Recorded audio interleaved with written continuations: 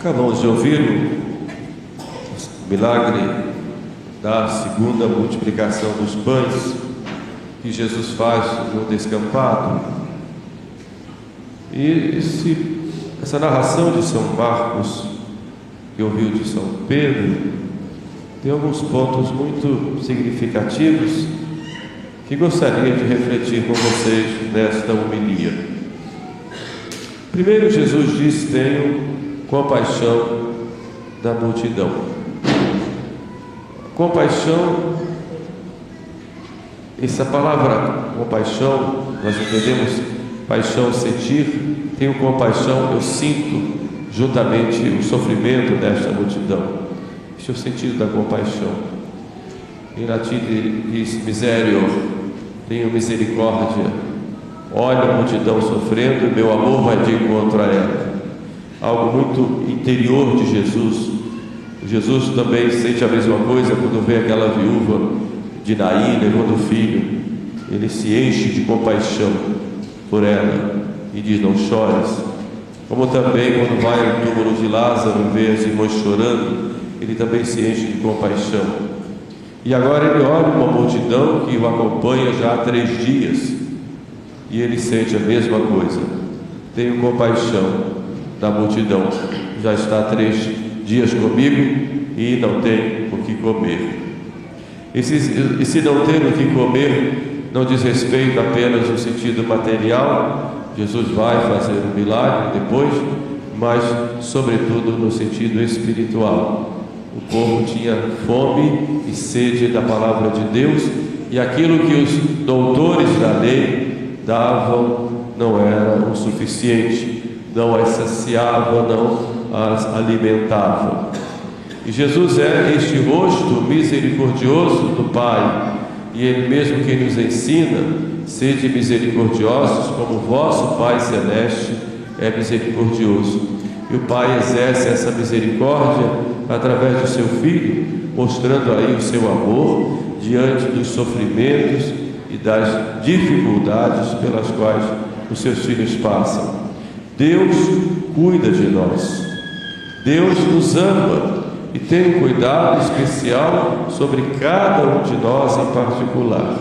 Ele está atento às nossas súplicas, às nossas necessidades, porque Ele é Pai, e um pai não abandona os seus filhos.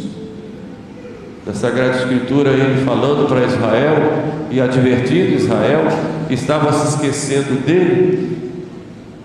E Deus diz para Israel: pode uma mãe se esquecer dos filhos, do filho das suas entranhas, e ainda que uma mãe se esquecesse, eu jamais me esqueceria de ti, Israel.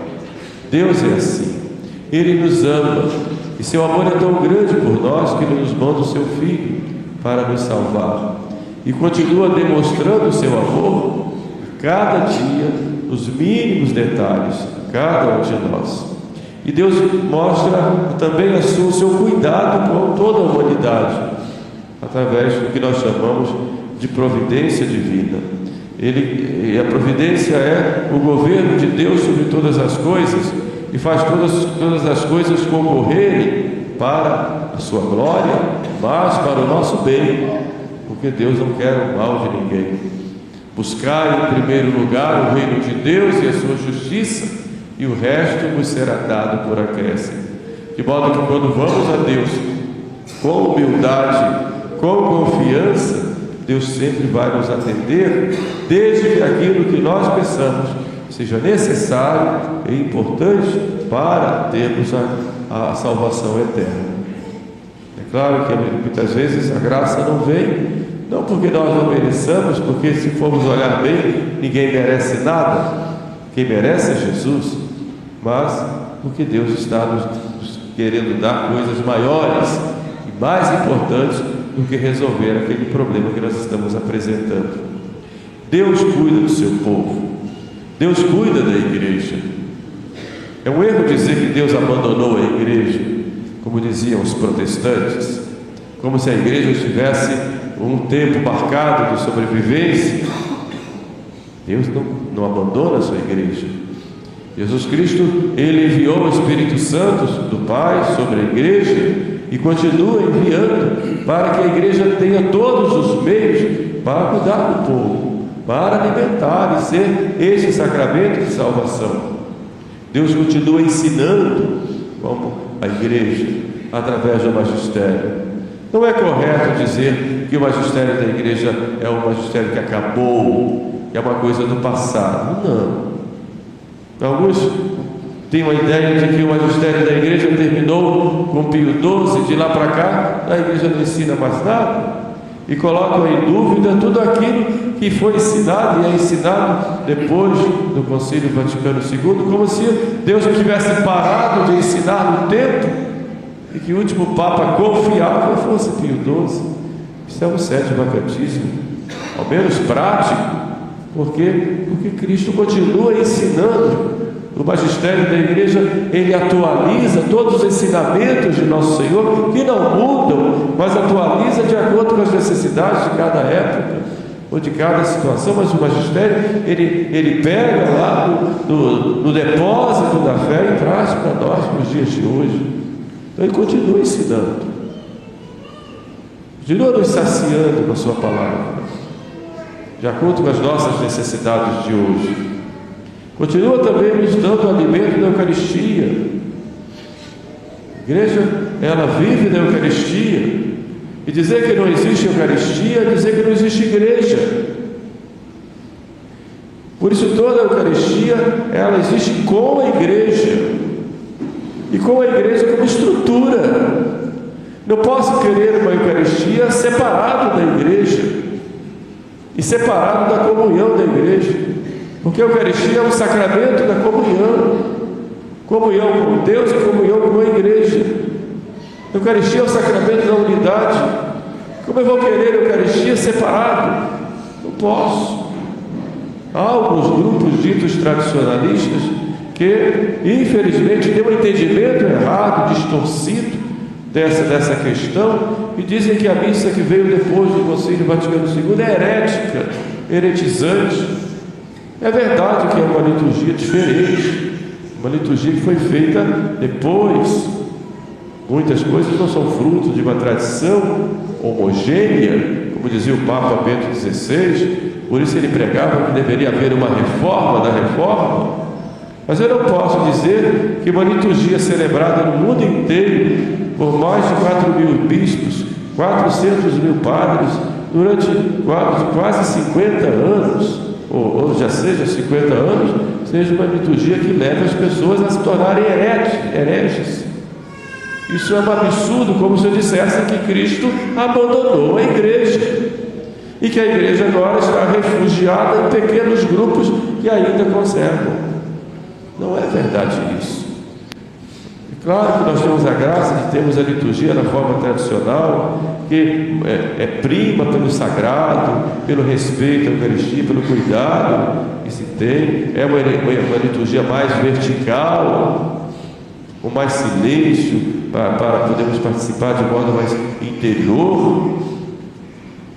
Mas eu não posso dizer uma liturgia que surgiu depois, desde que tenha sido aprovada pelo Papa, não posso dizer que ela é herética ou heretizante. Estaria dizendo que Cristo não está alimentando o seu povo, está deixando o seu povo ao léu dos inimigos, para que eles sejam todos separados dele, como se ele tivesse abandonado a igreja durante 50 anos, pelo menos, e não dado o pão da Eucaristia, não dado a Eucaristia, ou deixado o povo todo cair na heresia. Porque se uma liturgia é herética, já se tornou todo mundo herege automaticamente pelo fato de 50 anos estar lá. Isso é injusto. Isso não quer dizer que nós não vamos manter a nossa identidade tradicional, vamos manter com a graça de Deus, é um dom de Deus, um presente de Deus para nós, vamos manter com tudo aquilo que diz respeito à nossa disciplina tradicional, não só litúrgica, mas a nossa disciplina também no comportamento, no nosso modo de conversar, de agir, no nosso modo de vestir com modéstia, tudo mais. É uma graça muito grande para nós. Mas dizer que Cristo, Ele está alimentando o seu povo apenas em pequenos grupos espalhados no mundo, isso não é justo, é errado e é cismático. contra a comunhão da igreja e contra a própria fé, podemos dizer isso. Porque Cristo continua alimentando o seu povo com o pão da palavra, do magistério da igreja e com a Eucaristia, o pão dos anjos, que na verdade é Ele mesmo. Dizer que o sacrifício acabou e está reduzido a pequenos grupos não é correto. É uma maneira de dar as costas para a própria igreja e achar que fazendo uma outra, como vai se tornar a igreja de Jesus Cristo. Não é assim. Cristo também continua alimentando o seu povo materialmente. Cuida das nossas necessidades materiais também. Quando nós rezamos o Pai Nosso, Ele nos ensinou a dizer: o pão nosso de cada dia nos dai hoje. E quando pedimos o pão a cada dia, pedimos também todas aquelas coisas, não só espirituais, mas materiais, necessárias para nós no dia a dia. E Ele nos atende. Às vezes passamos um pouco de aperto, ficamos às vezes tentados ao desespero, achando que não vamos ter solução, mas vamos pedir, confiar e vamos fazer a nossa parte. Não vamos ficar sentados na praça esperando tudo cair do céu, porque isso não acontece. Só milagre. Mas não podemos querer que Deus faça milagres a toda hora, como vamos ver agora no segundo ponto. Portanto, confiemos em Deus e façamos a nossa parte, e Deus vai sempre cuidar de nós. Ele não nos desampara. Olhemos agora o milagre em si. Com 7 pães e alguns peixinhos, Jesus dá de comer a 4.000 pessoas. O que é um milagre? O milagre é um fato extraordinário que tem como origem a ação direta do próprio Deus. E nessa ação, ou Deus suspende uma lei natural que Ele fez, ou Ele faz uma ação além dessa lei natural. Foi o que aconteceu lá com os pães. 7 pães não daria para quase ninguém. E com aqueles 7 pães Ele recria. E aí nós temos um milagre, que é uma ação direta de Deus. Foi uma recriação daqueles pães que foram se multiplicando, e todos ficaram saciados e ainda sobraram alguns cestos de pães. Isso é um milagre. Então o milagre tem origem no próprio Deus, que age diretamente. Esse é o milagre. Muitos interpretam mal para certos grupos de teólogos modernistas que tendem a pegar o Evangelho e tirar tudo aquilo que tem de sobrenatural, negar todo o sobrenatural e procurar explicações naturais para tudo aquilo que está no Evangelho, tirando a sobrenaturalidade. Então muitos querem dizer que o que aconteceu aí não foi um milagre feito direto por Deus, mas foi o milagre da partilha. Então distorce o sentido de milagre, como se naquela hora todo mundo tivesse alguma coisa, todo mundo distribuísse, e por isso 4.000 pessoas, não são poucos, 4.000 pessoas tiveram comida em abundância a ponto de sobrar. É uma distorção no sentido do milagre, como muitos ainda querem dizer que Jesus Cristo não ressuscitou e que a ressurreição de Cristo foi apenas um sentimento emocional dos apóstolos que sentiram que Ele estava vivo dentro deles.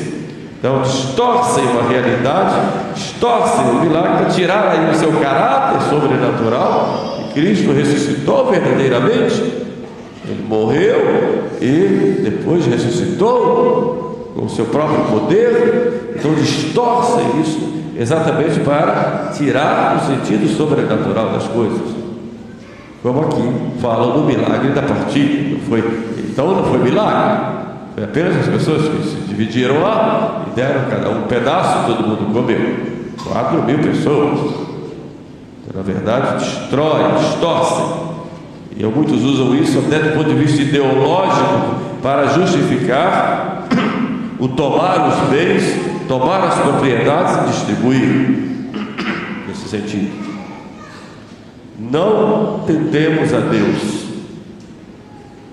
Milagres existem, mas não é o comum na ação de Deus. Deus age em geral por causas segundas. O milagre Deus age em causa primeira, mas direto. Em geral Deus age por causas segundas. Então, se você pede uma graça a Deus, peça. Quer pedir, peça. Deus vai atender.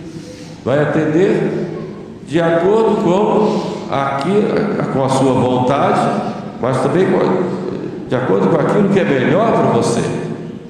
Então, eu posso pedir graças materiais, posso pedir graças espirituais, mas se a graça não veio, não vou me desesperar.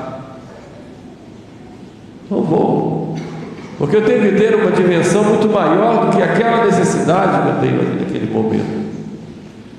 Eu posso ter uma visão restrita, apertada das minhas necessidades, porque a minha necessidade única e maior é a minha salvação, é a minha santificação, porque disso depende a minha vida eterna.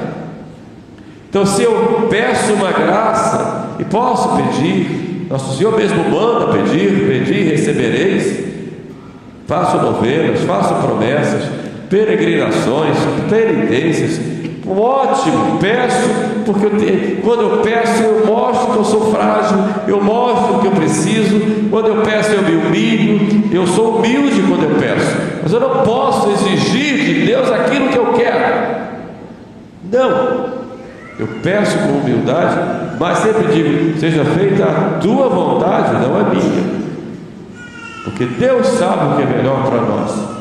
Ele quer que nós peçamos, sim, mas a vontade é dele, e ele sabe o que é melhor.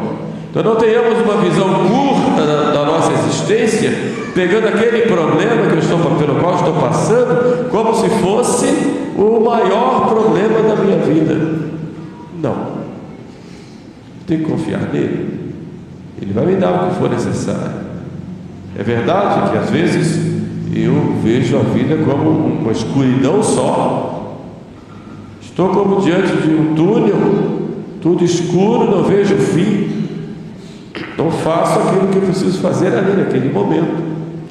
Peço, confio, mas eu não vou ficar fora da realidade, vivendo um sonho, enquanto a realidade está acontecendo ali. Então eu tenho que cuidar daquela realidade naquele momento, confiando em Deus e pedindo. E se não veio aquela graça, Deus vai me dar uma outra muito maior que aquela. Então eu não vou me desesperar nunca. Simplesmente deixar-me conduzir pelo nosso Senhor. Não vou ficar falando mal de nosso Senhor. Não vou me desesperar se eu não consigo aquilo que eu quero naquele momento, porque eu tenho que ter visão de eternidade e não daquele problema que eu resolvo ali agora. Resolvo ali? Muito bem, e depois? Só que Deus nos olha com um olhar de eternidade, não com um olhar de temporalidade, embora Ele, no tempo, Ele vai nos dando graças, mas o olhar dele é o olhar de eternidade. Deus já sabe tudo que vai acontecer depois que terminar a nossa vida aqui na terra. Então tem que ter esse olhar de eternidade, sempre. Por fim, olhemos agora para aquela multidão. 3 dias estavam caminhando atrás de Jesus. Quanta lição aquele povo está nos dando. Quantas dificuldades nós encontramos para servir nosso Senhor. Medimos todos os nossos sacrifícios e ainda cobramos dele.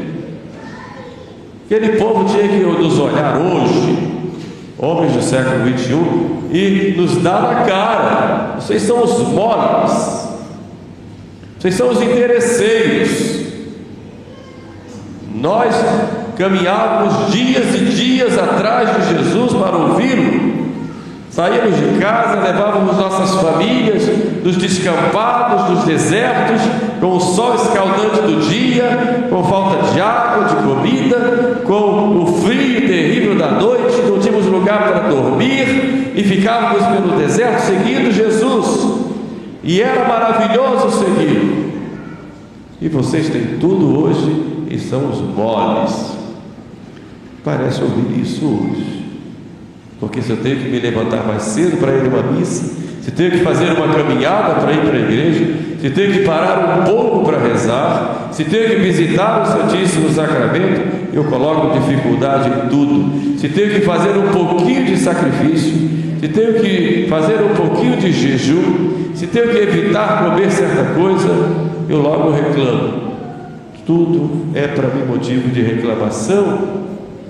Esse povo nos chama a atenção e nos dá esse exemplo de disponibilidade para ouvir a palavra de Deus. Eles iam lá ouvir Jesus, ouviam Jesus, para estar na presença dele, para contemplá-lo. E nós hoje não só ouvimos, contemplamos, mas nós o recebemos na Eucaristia. Nós o recebemos no nosso coração, nos unimos internamente a Ele, interiormente a Ele. E onde é que está a nossa disponibilidade, a nossa coragem, o nosso amor por Ele? Aquele povo perseverava 3 dias, e dia mais, perseverava, apesar das dificuldades. E nós, quando encontramos qualquer dificuldade, logo nos desanimamos e dizemos: não vale a pena ir à igreja, não vale a pena rezar, não vale a pena ser católico. Por quê? Porque nós somos interesseiros, buscamos na religião um bem-estar temporal, mais por paixão desordenada do que por amor verdadeiro. E é preciso, claro, que Deus nos atrai por essa paixão, mas é preciso que isso amadureça, apesar das dificuldades, que amadureça, e nós nos entreguemos totalmente a Ele e façamos tudo por amor. Aquele povo se colocou a serviço de Jesus. Quem ofereceu os pães? Não sabemos. O Evangelho não nos conta. Um outro evangelista diz: tem um menino aqui com os pães e os peixes. De qualquer forma, alguém oferece os pães a Jesus. E é lógico que essa pessoa se coloca a serviço, assim como os discípulos também se colocam a serviço. E aí sim há a partilha, no sentido de que uns dão para os outros os pães e vão sendo criados ali, na medida que vão partindo, milagrosamente os pães vão acontecendo e vão surgindo, e todos ficam saciados. Então é preciso nós, que somos de nosso Senhor, nos colocarmos a serviço dele sempre, e colocamos a serviço dos nossos irmãos. Olhando aqueles que precisam de nós, vamos ajudar. Nosso coração não pode ficar frio diante das necessidades das pessoas. Não pode. São João fala isso. Como pode dizer que eu amo a Deus se eu vejo meu irmão passando fome, eu não sinto nada? Alguma coisa não está bem. E os santos padres, aí pegamos Santo Agostinho, Santo Ambrósio, São João Crisóstomo, os grandes padres da igreja já diziam naquela época que aquilo que nós temos a mais, temos que olhar para aquele que não tem nem o necessário e temos que ajudar. Temos que nos colocar a serviço do que for necessário, não só dar o pão, mas a pessoa às vezes precisa de outras coisas, de uma palavra, de uma assistência, de uma presença, de um outro tipo de ajuda. Mas temos que olhar quem está ao lado precisando de nós. Se não recebemos a Eucaristia, nosso Senhor, e fica só conosco, e aquilo não nos mexe, não nos move ao amor ao próximo, é sinal que alguma coisa não está bem. Olhemos aquelas multidões que estavam ali nos ensinando com seus gestos o que nós devemos fazer para seguirmos a Jesus. Confiemos na palavra de Deus que não falha. Ele prometeu estar conosco e continua. Olhemos a nosso Senhor com confiança, desprendidos de nós mesmos, mas confiantes nele. E olhemos o nosso irmão que precisa, com a caridade, com a nossa generosidade, vamos ao encontro dele com misericórdia. Peçamos, pois, a Santíssima Virgem Maria que interceda por nós, para que tenhamos a graça de termos essa confiança e essa entrega total nas mãos de nosso Senhor. Louvado